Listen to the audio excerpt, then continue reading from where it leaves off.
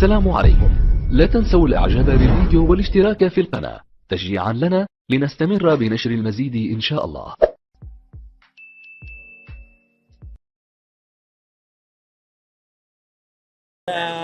Desires, basically. So in Hinduism, you find that you see this transformation over thousands of years. So idols are now worshipped, when in fact in their core teachings it's forbidden.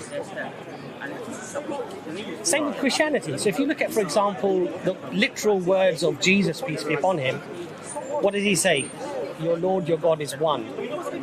He himself worships the Creator. So his explicit teachings seem to be pointing to him as a messenger. I mean, I don't deny that. Yeah. Christianity, Islam, all of that is monotheistic. Yes, but I mean, well, in its core. Hinduism, I'm not sure. No, in its core teachings. But of course, even Christianity today, if you worship Jesus, who we would regard as a messenger of God, not a God, not a creator, or not eternal, as God is eternal, we would see that as idolatry because you're worshipping creation together with the Creator. So in Islam, we have this very strict form of monotheism, which is you do not associate partners with God in any shape or form. So, for example, you're probably aware, you know your master's in theology or comparative religion? So you're probably aware that for a Muslim to, for example, worship Muhammad, peace be upon him, would be regarded as idolatry, right? So we don't worship Muhammad. And in fact, when the Prophet Muhammad, peace be upon him, passed away, the famous saying of the first Caliph, Abu Bakr radiallahu anhu, he said, all those who worship Muhammad know that he has died. And all those that worship the Lord of Muhammad, the creator of Muhammad, he is everlasting, ever living. So a distinction was made immediately. And so what we're doing here is we're bringing people back to those core teachings, those foundational teachings that God is one, God is absolute, and that you do not associate partners with the Creator in any shape or form. So even, for example, me attributing you with power to say harm me would be a mild form of shirk, a mild form of idolatry, because now I'm having faith in your abilities to change my destiny, when in fact we believe that Allah is the one that controls all and everything, basically, right? So, but yourself, as not accepting, perhaps, or not fully accepting the concept of the Creator, if I could just ask you as to why you've come to that conclusion. I mean, I'm ambivalent about whether I've been created or not. I guess I'm more agnostic because I just don't know what to choose out of all of these religions. Yes. That's and your family, what background are you from, if you don't mind me asking? I'm Korean. Oh, Korean. My parents are pretty agnostic. Agnostic as well. So Christianity tends to be quite strong in Korea as well, I believe. Is that right? Yeah, Christianity and Buddhism. And Buddhism. And what's the native religious beliefs of Koreans? Do they have a religion there, or? I guess it's before Christianity came, it was Buddhism. It was Buddhism. Okay. So I mean, Buddhism doesn't deal with the concept of the Creator. God is sort of out of the equation in many ways. Buddhism is a philosophy. Because reincarnation. Yes. It kind of Yes. So are you averse to the concept of there being a creator, or is that something that you have accepted? Yeah, I mean, obviously there are loads of arguments to sort of try and suggest that, to try and reduce the infinite regress of cause and effect and all of that crap. Right. I wouldn't call it crap. Yeah, sorry, I didn't mean to offend you. No, not offended. I'm just saying I wouldn't call it. I think they're very strong arguments. I think they're incredibly strong because intuitively, I think you would agree that anything that comes into existence, we would require an answer as to where those things came from. But what if reincarnation is right and there is an infinite regress and there was no starting point? Okay, but you see, first of all, infinite regress in itself is a fallacious argument, I would suggest. How so? So, for example, if you have to take an infinite number of steps for a particular action to occur, would that action ever occur? Sure, so that's like the paradox of Parmenides and Zeno about the arrow, right? Yeah. But I mean, it's the same thing, but what I'm trying to say to you is that we exist. as in, it's a brute fact that either we're created or it could just be a brute fact that we're in infinite regress. Yeah. That's my point. I agree. Perhaps we, I agree that you'd have to perhaps go to these two paradigms, right? I think one is illogical because, as I said to you, we know that we exist. We know that we had a beginning, right? At a certain point in history, right? In a certain causal link, there was a link when the universe came into existence. Would you agree? In a causal link of events, there was a time when the universe came to exist. Yes. But then that's where I would say... No, do you agree to that? No, I would disagree. I mean, I could disagree. Okay. On what basis would you disagree? On the view of, that we are in a infinite loop.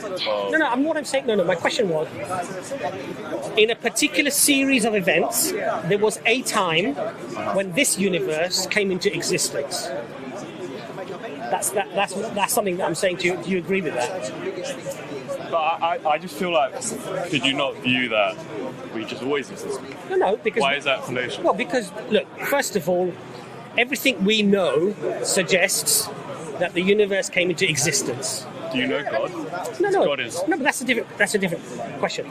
The issue here is we know that the universe came into existence, whether we say 14.3 billion years ago or whether we say 30 billion years ago, we know that we came into existence at some point within a series of some form of events, whatever those events might be, right? The point is, if you had an infinite series of events leading up to this event would never happen, because you cannot span an infinite series of events to reach a particular event. So by that concept, the infinite regress becomes a fallacious argument or an argument that actually cannot be supported, because we wouldn't exist today. There couldn't have been an infinite series of events leading up to this event. Because for every step one that you take forward, you're taking 2 steps back. So you're never going to get forward. You see my point? I guess I can see. So that's the first point. The second point would be, well, what is the explanation then for all of these events that took place?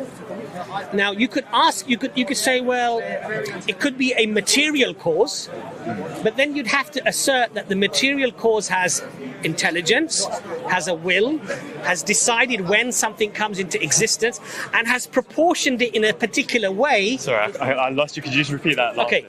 So what you'd have to argue, if it was a material cause to everything, you'd have to argue that material cause somehow is infinite. When you're talking about material cause of everything, what are we trying to... So what I'm trying to say to you is, look, things can happen either through an immaterial, a metaphysical cause, like the creator, like God, or something can happen from another physical cause. If you see an eruption, like Big Bang, or whatever it might be, right?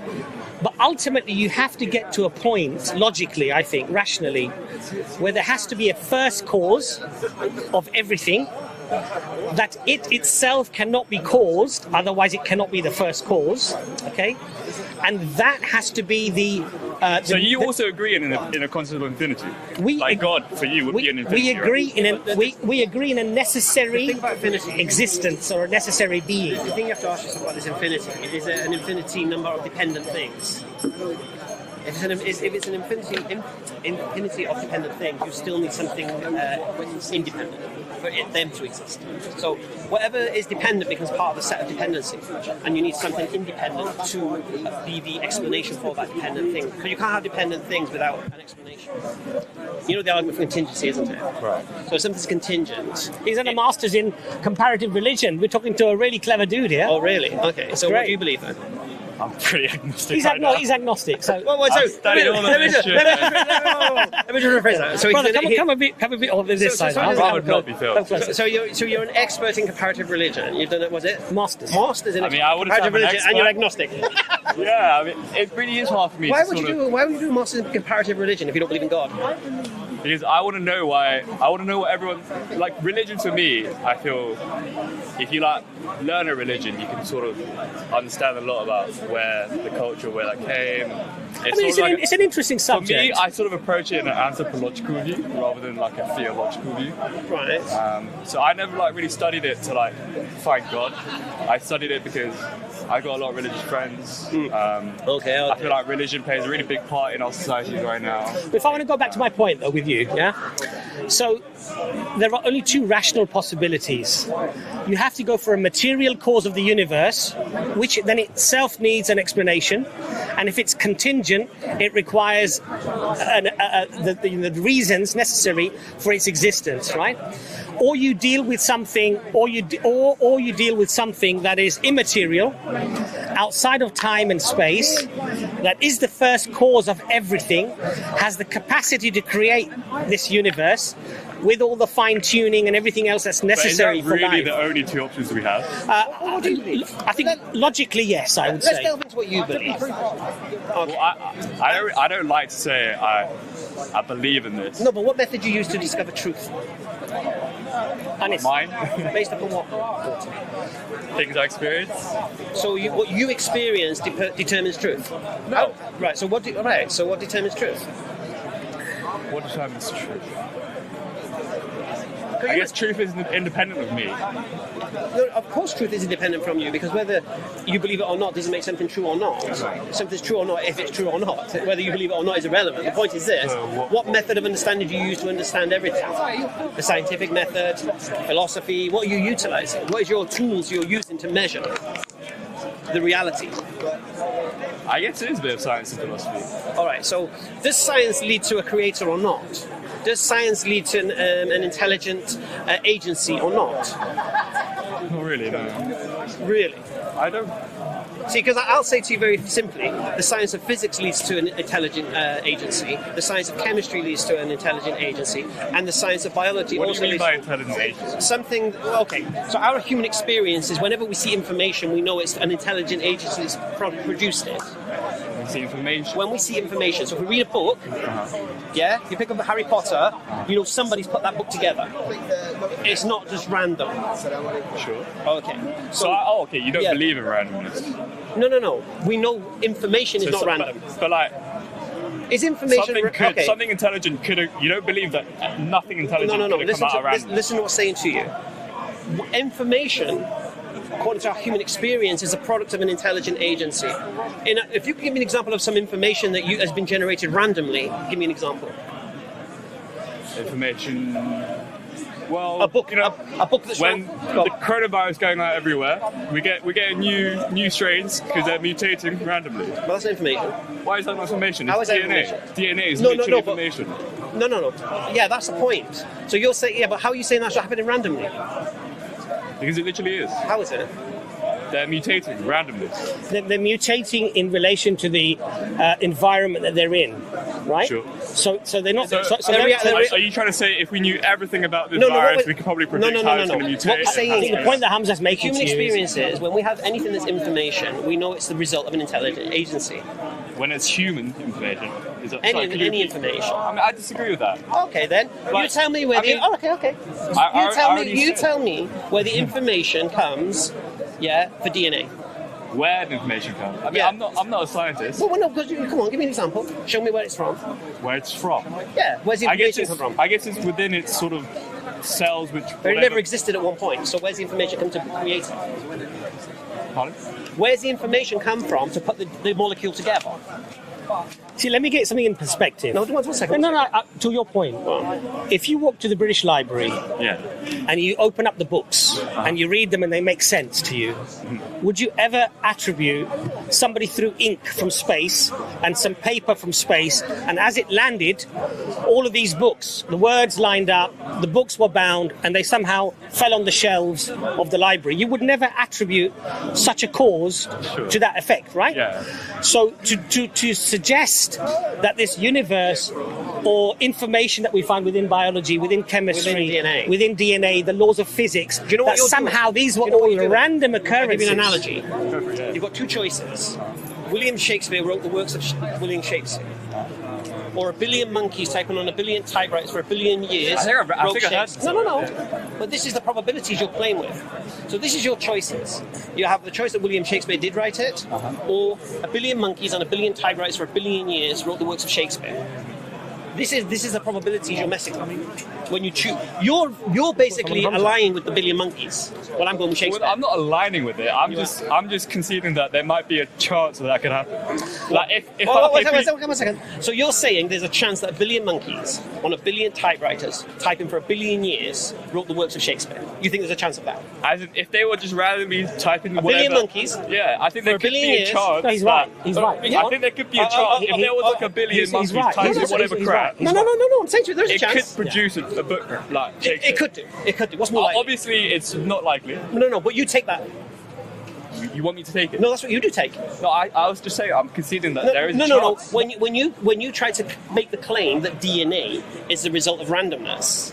No, mutations. No, DNA. DNA. I said mutations. Oh, okay, DNA. I'm referring to information in DNA. Sure. Okay.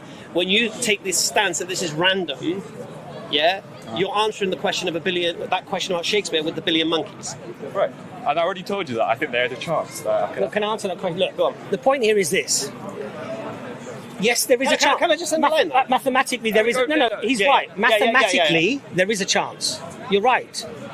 You're right that randomly things could occur and seem like they're completely organized. You're absolutely right. The problem is this, though. The alternative is that it's not random. And the probability of it being random is infinitesimally small, and therefore the probability of it not being random is infinitesimally large. Should I give you an example? Right? Now, the point here is this, right? Human beings, in everything that we do, everything that we believe, whether it's a TV to buy or which camera or what phone, we generally base our opinions upon balance of probability. That's the reality that we find ourselves in, right?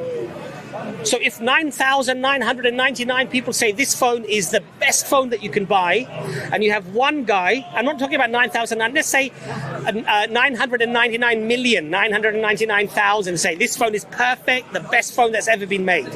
And you got one 6-year-old who says, I don't like the colour, right? Who are you going to listen to? Clearly not the 6-year-old, right? Yeah.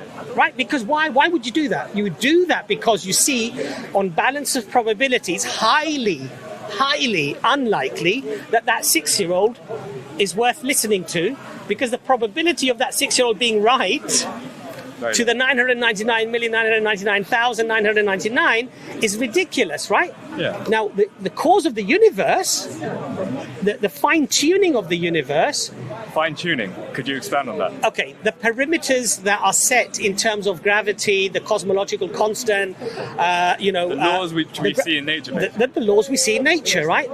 If they were out by one atom in the entire known universe, one electron, life wouldn't be the way it is. We wouldn't exist. Really? I mean, I'm not a scientist. I'm giving you the statistics, right? Can I give you a working example? Yeah, go ahead. Yeah.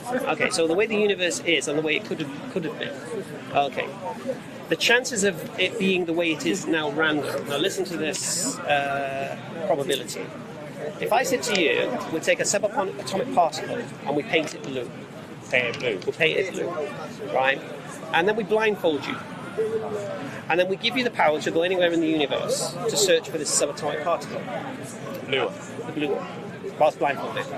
Right? And you go anywhere in the known universe to search for this blue particle.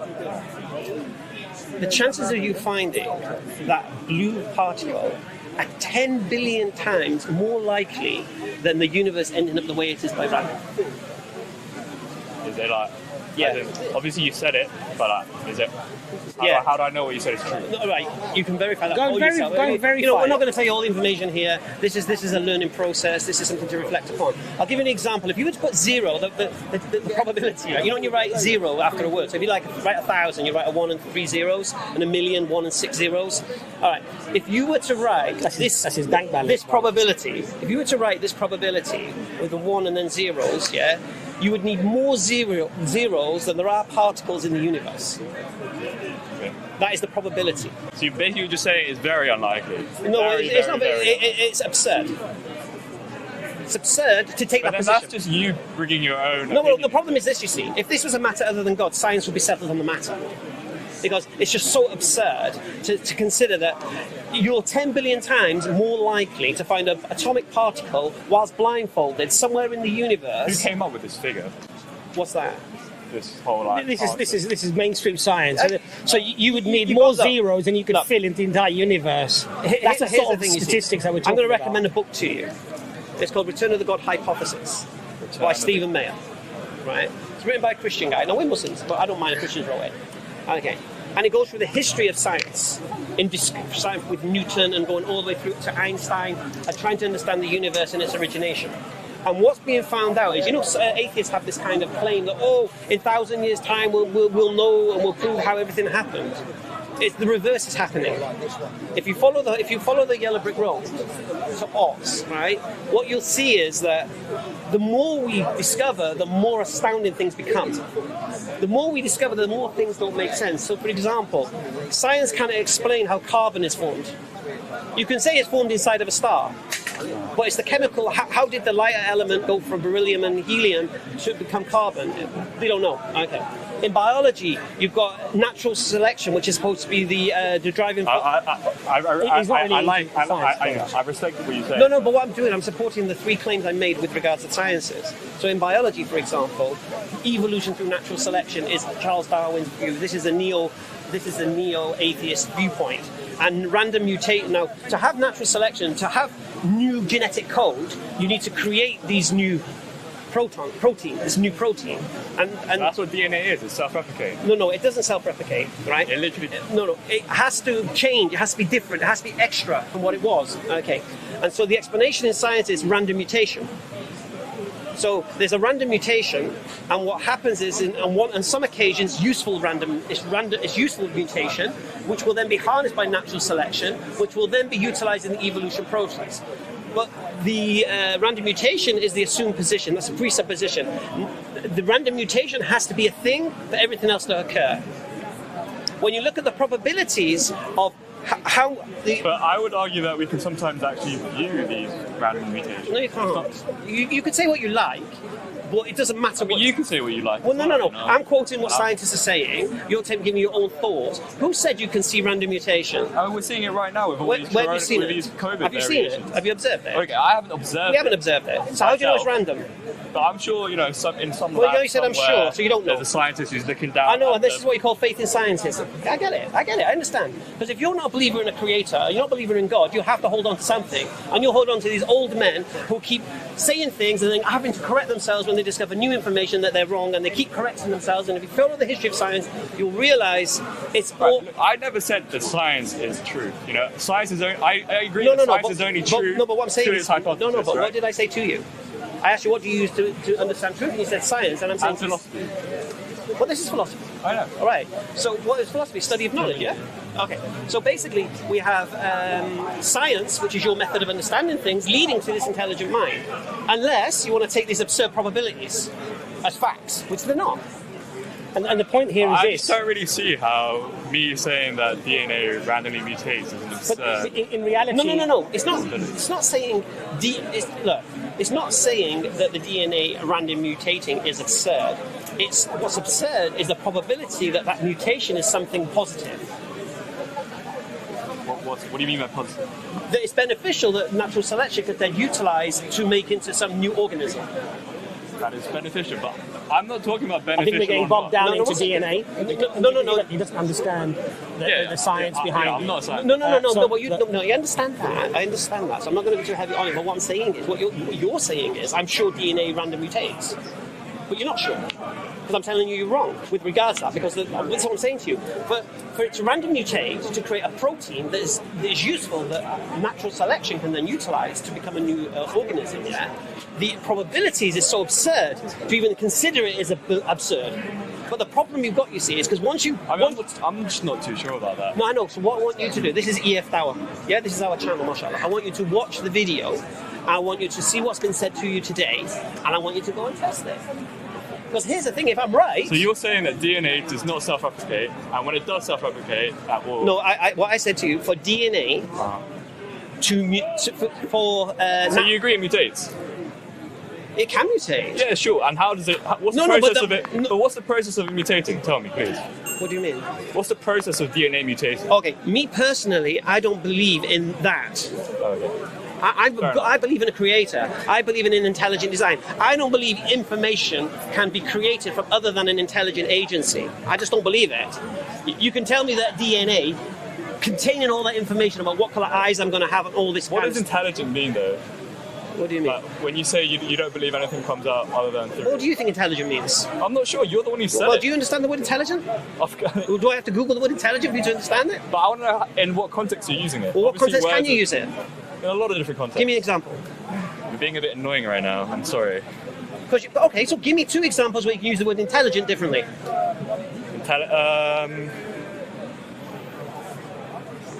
I feel like we're getting away from the point.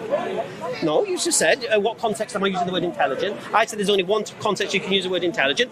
Just demonstrate that I'm wrong. Just give me 2 ways you can use the word intelligent. Because I think intelligent can only mean one thing. Well, if something's... Maybe that's something I'll come back to you next time. Yeah. You'll probably come back and say I was wrong about that statement. Perhaps. Yeah. So, because sometimes what happens in this kind of environment, you really have to say things to try and, I don't know. No, honestly, I'm just here to genuinely search for the truth. I feel like you're being the more aggressive one here, if I'm being completely honest. Yeah. Okay. No, because you're saying things that don't make sense. I have to challenge it. My point to you... You can have good cop now. My point to you is I'm going to this. check the United School. I don't mind. My point to you is this, right? That whenever we see something that's incredibly complex, we automatically, intuitively realise... Realise or assume? Assume, realise, it's the same sort of... It's the synonymous words, aren't they? Realising something, assuming something, believing something, right? That it must have come from an intelligent mind. Now, intelligence is something that's... But then that's... I completely disagree. I don't know. I just don't feel like that is like a brute fact that... Let me give you a real life explanation, right? Let's say you go to Cape Canaveral, right? And you see the space shuttle there, okay? And you look at the complexity, the grandeur, the huge, construction of this space shuttle, the electronics, all the little screens and the chips and all the things that must have gone into this, right? Mm-hmm. What is your assumption? Your assumption is, from everything that you know and understand, that someone must have, or some people must have created this. Right? It's normal to assume that, right?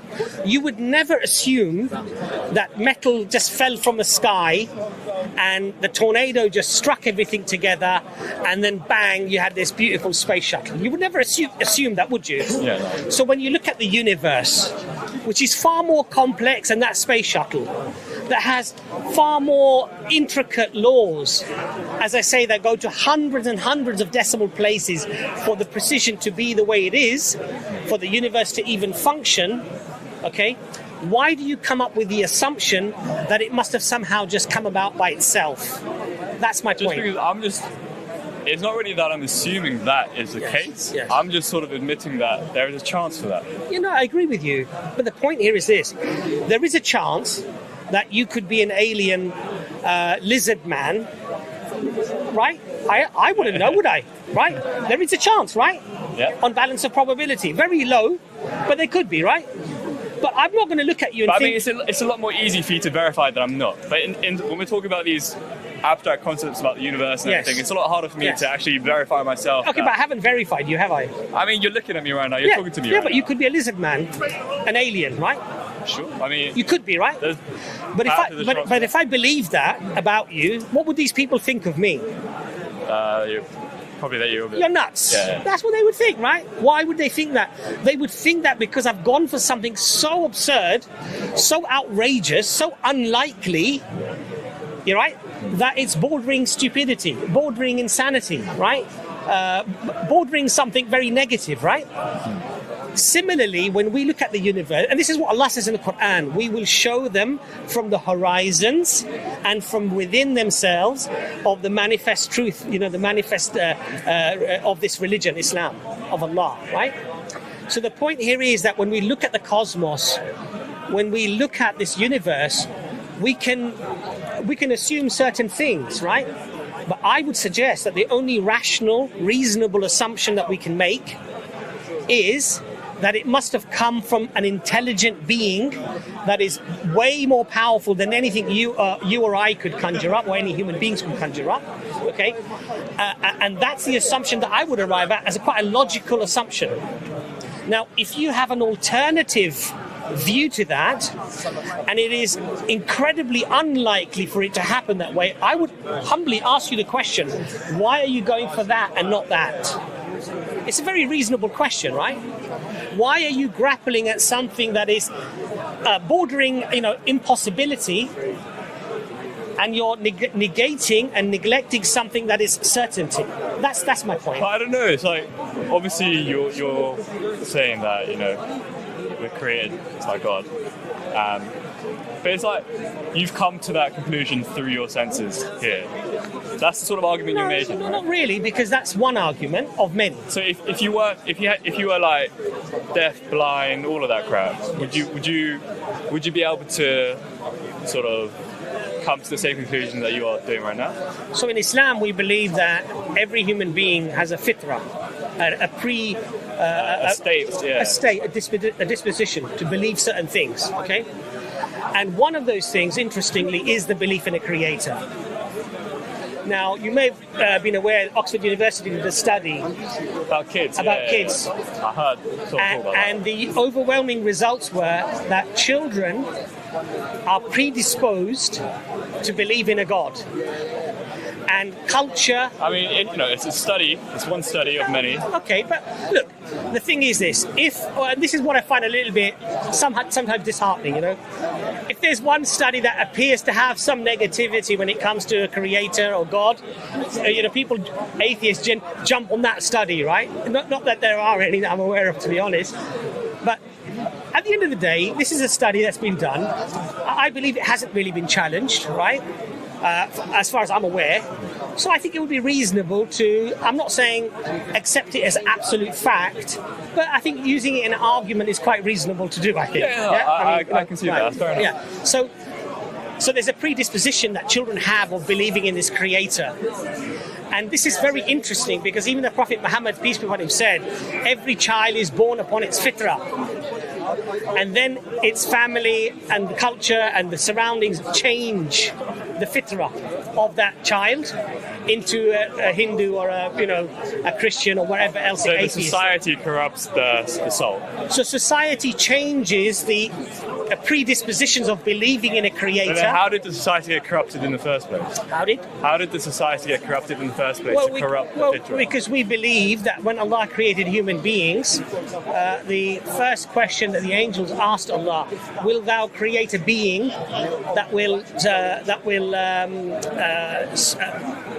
spill blood and create mischief on earth? So there is this mischievous nature within human beings as well, corruption within human beings. So there is greed, there are temptations, right? But you're saying that develops rather than that's innate. No, I'm not saying that all of that develops. I'm saying from what I know is that's the sort of point where Islam and Christianity sort of separates, right? The Christians talk about original sin. Islam will say you're born pure, right? Yes, that's right. But we don't. You see, look, a child can be mischievous. But in Islam, a child is not held accountable for its actions. Okay. Similarly, I mean, I think that's the same with Christianity as well. I'm not sure. I mean, because with Christianity, you do find things in the Bible. For example, a disobedient child, they can be put to death or something, things like that, right? Which in Islam we don't have this concept. But I'd rather not really talk about that. But my point to you is, look, as a rational, educated human being, right, intelligent, you're educated, right? I would say to you that life is very, very limited. And then we die. And after death, whether your eternal existence is nothingness, or whether your eternal existence is indeed to be answerable for what you've done. Eternal existence. Well, eternal reality, let's put it that way, right? What does that mean, though? Really? So, if you're an atheist, you might believe that after I die, I turn to dust, and that's it, finished, caputo, right? Kaput. Nothing else happens, right? Is that what you believe? No, I'm just saying that could be one. Sure. That could be one I view. just feel like it's one of them. When you die, I don't exist. I just don't worry about it. Yeah, But exactly. what if you have to worry about it? That was my point.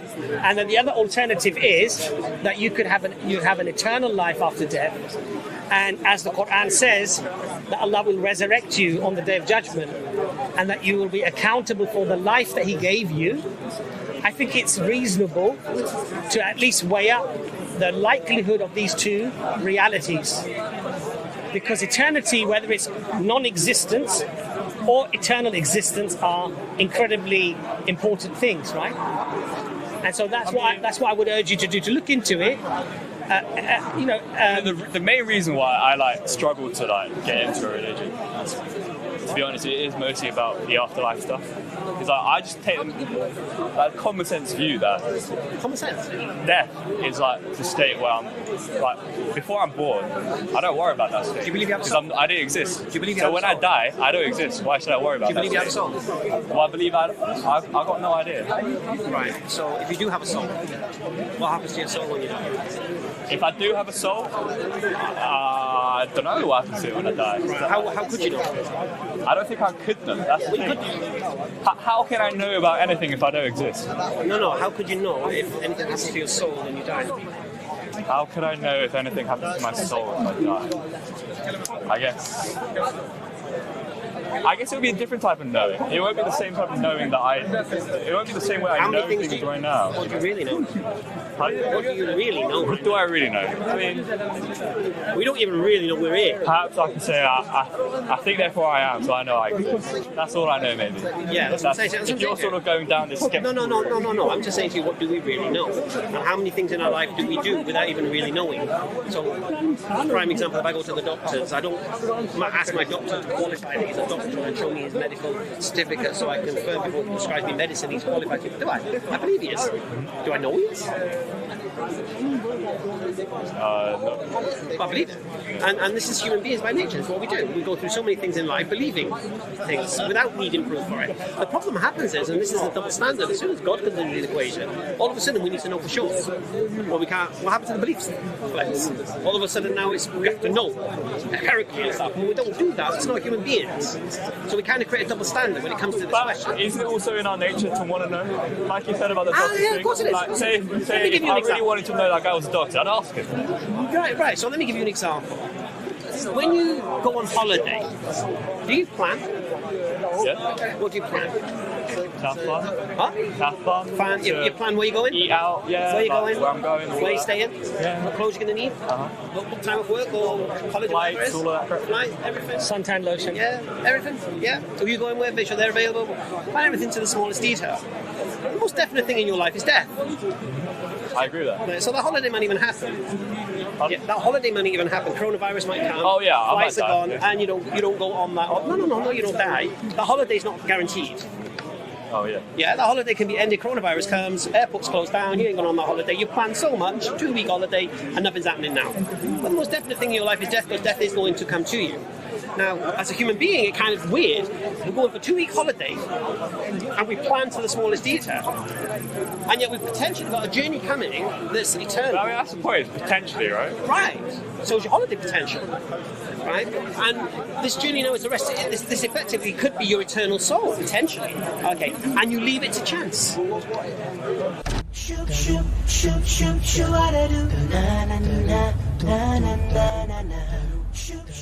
إذا أعجبك الفيديو لا تنسى الإعجاب والتعليق، ولكي يصلك كل جديد اشترك الآن.